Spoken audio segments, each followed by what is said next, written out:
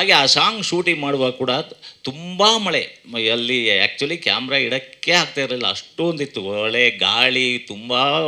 Actually ನಮ್ಮ ಹೀರೋರೆಲ್ಲ ಹೇಗೆ ಮಾಡಿದ್ರು ನನಗೆ ಗೊತ್ತಿಲ್ಲ, ನಾನಂತೂ ನಡುತ್ತಾ ಇದ್ದೆ ಆ್ಯಕ್ಚುಲಿ. ಆಮೇಲೆ ಅಂಜಲಿ ಕೂಡ ಫಸ್ಟ್ ಸಿನಿಮಾ ಆದರೂ ಕೂಡ ಅಲ್ಲಿ ಏನು ಭಯ ಬೀಳುತ್ತೆ, ಕೂಲಾಗಿ ಆ್ಯಕ್ಟ್ ಮಾಡೋರು. ಆ್ಯಕ್ಚುಲಿ ನಾನು ಅಂಜಲಿ ಬಗ್ಗೆ ಹೇಳಬೇಕು ಅಂದರೆ, ಅವರು ಮೊದಲನೇ ಹೀರೋಯಿನು, ಮೊದಲನೇ ಸಿನಿಮಾ ಅಂತ ನನಗೆ ಅನ್ನಿಸ್ಲಿಲ್ಲ. ಬಟ್ ಸಿನಿಮಾ ಕ್ಯಾಮ್ರಾ ಮುಂದೆ ಬಂದರೆ ನ್ಯಾಚುರಲ್ಲಾಗಿ ಆ್ಯಕ್ಟ್ ಮಾಡಿ ನ್ಯಾಚುರಲ್ ಹೋಗೋರು. ಆಮೇಲೆ ಚಳಿ, ನನಗಿದು ಹೊಸ ಥರ, ನಂಗೆ ಆಗ್ತಾ ಇಲ್ಲ ಅಂತ ಯಾವುದೂ ಹೇಳೇ ಇಲ್ಲ, ಚೆನ್ನಾಗೂ ಮಾಡೋರು. ಬಟ್ ಅವ್ರ ಹತ್ರ ಒಂದು ಇದಿದೆ, ಏನೋ ಒಂದು ಸ್ಪಾರ್ಕ್ ಇದೆ, ಮುಂದೆ ನಾನು ಏನಾದರೂ ಮಾಡಬೇಕು, ಒಂದು ಒಳ್ಳೆ ಹೀರೋಯಿನ್ ಆಗಬೇಕು ಅಂತಿದೆ.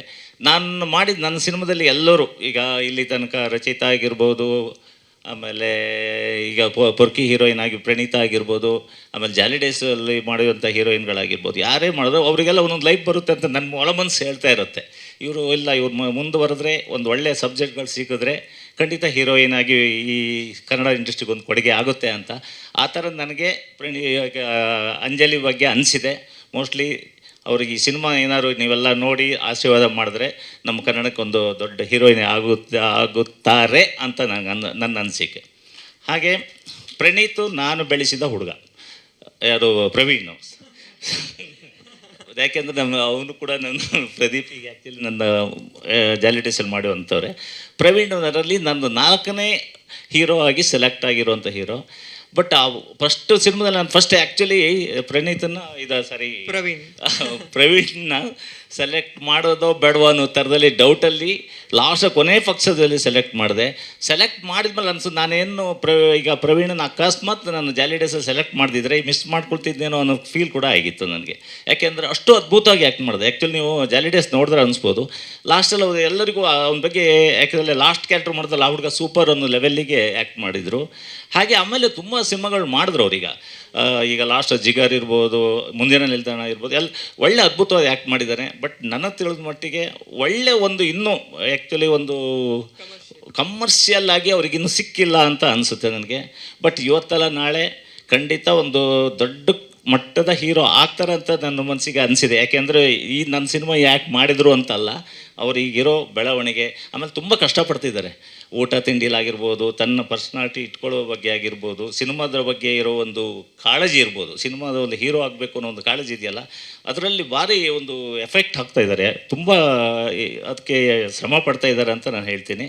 ಪ್ರವೀಣ್, ನೀವು ಕೂಡ ಈ ಸಿನಿಮಾ ರಿಲೀಸ್ ಆಗಿ ಜನ ಎಲ್ಲ ನಿಮಗೆ ಆಶೀರ್ವಾದ ಮಾಡಿದ್ರೆ, ನೀವು ಒಂದು ಕರ್ನಾಟಕದಲ್ಲಿ ನನ್ನ ಜೊತೆಲಿ ಮಾಡಿದ ಎಲ್ಲ ಹೀರೋಗಳಿಗಿಂತ ನೀವು ಇನ್ನೂ ಒಂದು ಮಟ್ಟಕ್ಕೆ ಬೆಳೀರಿ ಅಂತ ನಾನು ಹೇಳೋಕ್ಕೆ ಇಷ್ಟಪಡ್ತೀನಿ.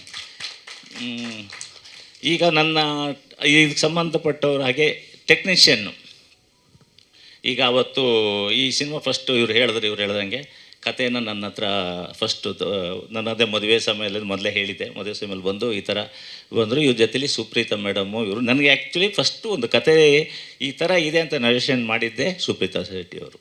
ಅವ್ರು ಬಂದು ಈ ಥರ ಒಂದು ಲೈನ್ ಇದೆ, ನಾವೆಲ್ಲ ಈ ಥರ ಸೇರ್ಕೊಂಡು ಮಾಡಿದ್ದೀವಿ, ಸಿನಿಮಾ ಮಾಡ್ಬೋದು ಅಂತ ಕೇಳ್ಬಂದು, ಚೆನ್ನಾಗಿದೆಯಲ್ಲ ಮಾಡ್ಬೋದು ಅಂತ. ಆಮೇಲೆ ಫಸ್ಟು ಲೈನು ಸುಂದರದ್ದು ಅಂತ ಕತೆ ಹೇಳಿದ್ರು. ಸುಂದರವರು ಅದನ್ನು ಬೀಜ ತಗೊಬಂದು ಬೀಜ ಕೊಟ್ಟಿರೋದು ಅವರೇ. ಅದಕ್ಕೆ ನಾವು ಹಾಕಿ ಗೊಬ್ಬರ ಹಾಕಿ ಮೊಳಕೆ ಹೊಡಿಸಿ ಎಲ್ಲ ಬೆಳೆಸಿ ಈಗ ಗಿಡ ಆಗಿ ಬೆಳೆದು ಹೂ ಬಿಡೋಕ್ಕೆ ಸ್ಟಾರ್ಟ್ ಮಾಡಿದ್ದೀರಿ. ಹೂ ಕಿತ್ಕೊಳ್ಳೋಕ್ಕೆಲ್ಲ ನೀವು ರೆಡಿ ಆಗಬೇಕಷ್ಟೇ ಈಗ ಜನಗಳು ನೋಡೋಣ. ಬಟ್ ಒಂದು ತೃಪ್ತಿ ಇದೆ ನನಗೆ ಈ ಸಿನಿಮಾ. ನಾನು ಒಂದು ಒಳ್ಳೆ ಇದು ಸಿನಿಮಾ ಮಾಡಿದ್ದೀನಿ, ಒಂದು ಕಳಪೆ ಸಿನಿಮಾ ಮಾಡಿಲ್ಲ ಅಂತ ನನಗೆ ಅನಿಸುತ್ತೆ. ಚೆನ್ನಾಗಿ ಬಂದಿದೆ. ಹಾಗೆ ಈಗ ನಾನು ಸಾಂಗ್ ಬಗ್ಗೆ ಹೇಳಬೇಕು ಅಂದರೆ, ಇನ್ನು 2ನೇ ಸಾಂಗು ನಾಗೇಂದ್ರ ಪ್ರಸಾದ್ ಅವರು ಬರೆದಿರೋವಂಥ ಸಾಂಗು. ಅದನ್ನು ಟ್ಯೂನ್ ಮಾಡಿದಾಗ ಕೂಡ ವಾಸಿಕಿ ವೈಭವ್ ಬರಬೇಕಾಗಿತ್ತು, ಬಂದಿಲ್ಲ.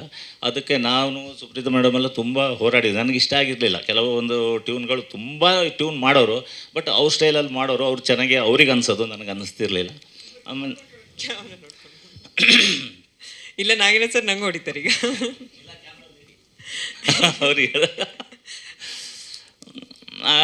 ನೆಕ್ಸ್ಟು ಹಾಗೆ ಆಮೇಲೆ ನಾಗೇಂದ್ರ ಪ್ರಸಾದ್ ಅವರು ಇದದು ಮೋಸ್ಟ್ಲಿ ನನಗನ್ಸುತ್ತೆ ಇದು ಅವರು 2 ಸರಿ ಅಂದರೆ 1 ಸರಿ ಬರೆದುಬಿಟ್ಟು ಮತ್ತೆ 2ನೇ ಸರಿ ಬರೆದು, ಇದೇ ಮೊದಲೇ ಏನೋ ಗೊತ್ತಿಲ್ಲ ಅವರಿಗೆ. ಈ 1 ಸರಿ ಬರೆದಿದ್ರು, ನಾವು ಸ್ವಲ್ಪ ಇಷ್ಟ ಆಗಲಿಲ್ಲ ಅನ್ನೋಕ್ಕೆ ಯಾಕೆಂದರೆ ಟ್ಯೂನ್ ಹಾಗಿತ್ತು, ಬರೆಯೋದು ಕಷ್ಟನೇ ಈ ಥರದ ಸಾಂಗ್ಗಳು ಬರೆಯೋದು ತುಂಬ ಎಲ್ಲರಿಗೂ ಆಗಲ್ಲ, ಇದು ಕಷ್ಟನೇ.